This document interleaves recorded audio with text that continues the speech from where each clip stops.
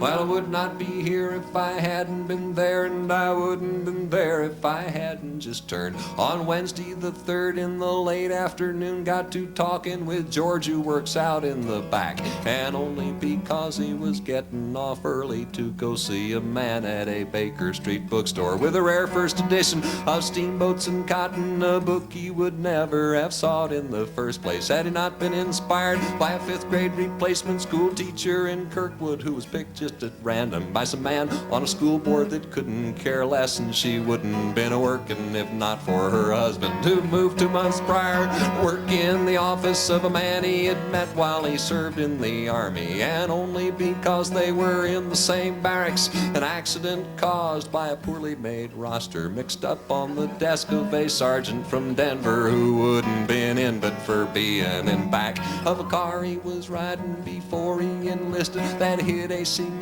truck and killed both his buddies. But a backseat flew up there, spared him from dying, and only because of the fault of a workman who forgot to turn screws on a line up in Detroit, cause he hollered at Sam, who was hateful that morning, hung over from drinking alone at a tavern because of a woman he wished he'd not married. He met long ago at a Jewish bar mitzvah for the son of a man who had moved there from Jersey, who managed the drugstore that sold the prescription that cured up the sunburn he caught way last summer.